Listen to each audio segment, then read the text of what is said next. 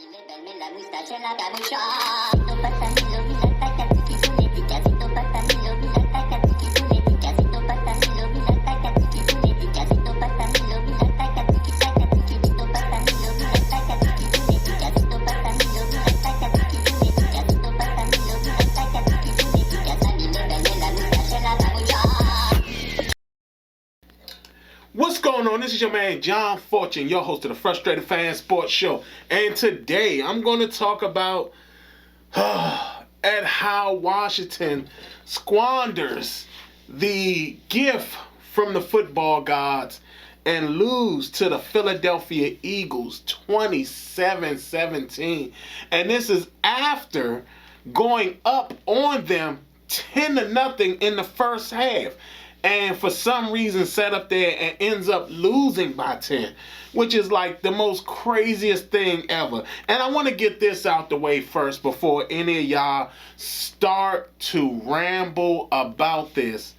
Gilbert Grape is not going to be our quarterback. Don't talk about him possibly being our quarterback. Don't talk about his arm strength. Don't talk about none of that. Because we saw in this game that even though he played fairly well, this offense needs a scrambling quarterback. It needs a quarterback who can get out the pocket and make plays. Because there were a lot of plays where if Gilbert Grape would have just set up there and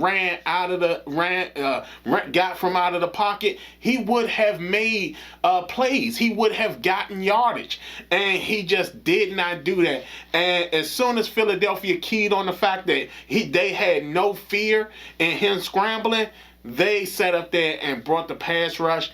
Gotta give them credit. Again, it was one where I was talking trash because again, I was under the impression that Kyle Allen or Taylor Heinicke were going to be back for this game, and clearly they weren't.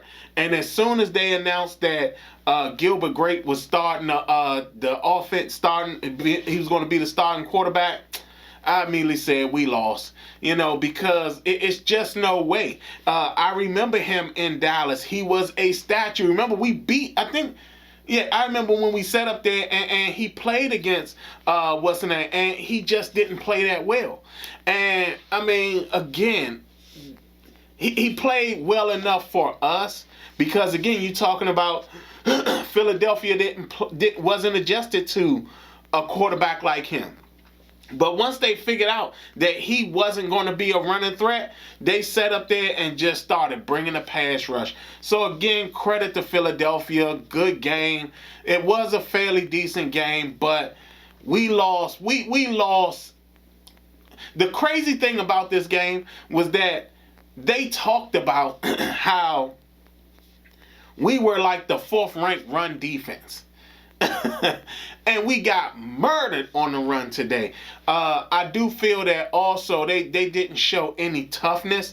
I'm surprised that Dallas Goedert, like when Dallas Goedert put that had that low block on Daniel Wise, I'm surprised that our defense didn't find a way to retaliate. And I mean retaliate against Dallas Goedert, because for me, it seemed like as soon as he made that hit and he didn't get any retaliation, all of a sudden he started to gain all his confidence. So with that, I will say that I felt our defense played very, very soft. Cam Curl, what happened? I thought he was off the COVID list. Clearly, he must not have tested negative or something, because we didn't have either one of our quarterbacks or Cam Curl. And like I said again, one thing I'll say, our linebackers, man, we just need a playmaker in the middle. I mean, a guy who's just a devastating guy who's sideline to sideline and just blows up plays. Because, I mean, how often does Philadelphia have to run up front before you notice that that's what they're doing? I mean, Jack Del Rio, I don't know if Jack Del Rio was calling the plays and letting them know, hey, this is the play. But, but this is what Ron always talks about. Oh, y'all follow our rules, then they can go, and then these guys don't play as instinctual as they should. So, man, I tell you, this was one that we could have actually walked away with a win. Again, second week in a row, lose to a team that we could have actually beat. And the fact that we didn't beat them, very disappointing. Let me talk about it. There were things that I felt when it came to, I understand this. I know his name is Garrett Gilbert, okay? But I just like calling him Gilbert Grape. He didn't play bad. I'm not saying that he played bad. It's just that he's a statue. He's not going to get any extra yardage. And not only that, how many times did we see him and he basically just jumped into the line and passed right, like while the line was like directly in his face? And it wasn't like he sat up there and didn't have time, but he was holding on to the ball.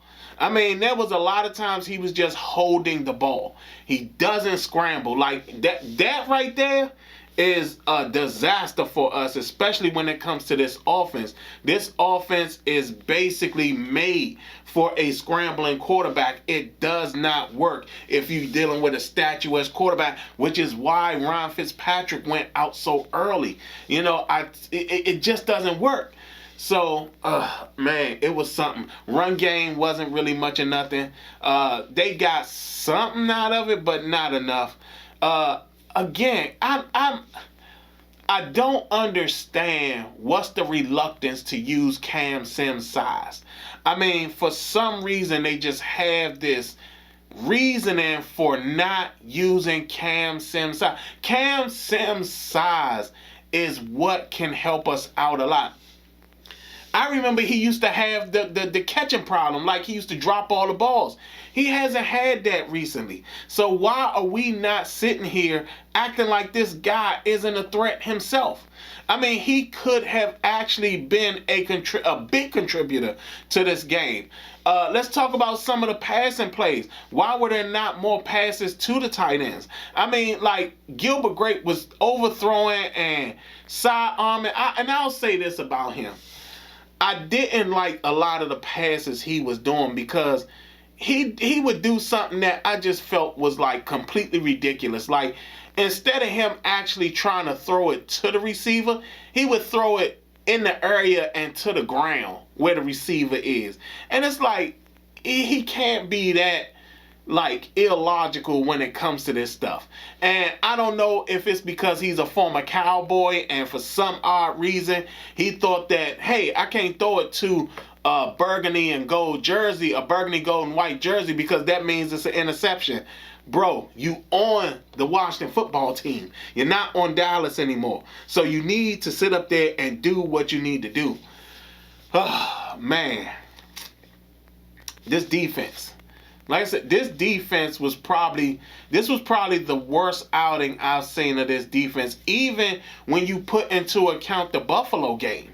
I mean, this was really their worst outing because they weren't getting eat up in the passing game. I mean, don't get me wrong. There was some explosive plays that happened and big plays that happened down the field, but they were just basically murdered on the run game. Completely, absolutely, unequivocally murdered on the run game. And the fact that they didn't even think for even the slightest of moments to go with a quick passing game just to get Gilbert Grape out of the issue that he was having. Because again, like I said, you could tell that, one, he's a new quarterback, but you can also tell that he wasn't for the smoke. He really wasn't. He as soon as that pocket collapsed, he was ready to get out of there. Even though he did some stuff, but no. And like I said, I don't want to hear at all. I don't want to hear anything about the possibility of him being a better quarterback and, he has better arm strength than Taylor Heinicke. Taylor Heinicke's ability to get out of the pocket would have made a difference in this game. would have made a massive difference in this game. And the fact that him nor even Kyle Allen has the ability to escape as well. The fact that he, like, understand this, those two guys would have found a way to get out of the pocket and just run. But Gilbert Grape doesn't run. He just doesn't run. And like I said again, man, this is a tough one. You already talking about, here we are now, what? 2 straight losses? 2 straight losses inside the division. Inside the division. And I'm going to say this. I'm tired of hearing all those people who talk about Ron Rivera and his December record and his October record and his November record. Clearly, his record doesn't mean much or nothing, because guess what? At the end of the day, it still didn't account to anything in this game. I mean, we lost to Dallas, a game we could have won, and now we sitting here and we lost to Philadelphia. We've now lost major ground in this, with an opportunity to make the playoffs. Major ground. Because now you're talking about, we see Dallas in Dallas, then all of a sudden we get Philadelphia at home, and then we go to New York. Yeah. No, do we go to New York, or is New York here? I think we go to New York. But again, y'all, I mean, this is crazy. This is crazy. And the fact that we didn't do more to basically pull out a win, it's a very, very sad thing. Very sad thing. Be quite honest. I mean, we got 3 games to go. I don't see us winning all 3. We're going to lose one of them, and we're going to be outside the playoffs. But guess what? At the end of the day, more than likely, we're going to see that my prediction of 8-9 was going to be the record for the team. And I'm not certain. I'm not certain, because now it looks like we might actually be 7-10. But we'll definitely see. We'll definitely see. Other than that, man, bad loss. Wish they could have done more. Wish they could have done better. Bad loss. Other than that, this has been your man John Fortune, and this has been the Frustrated Fan Sports Show.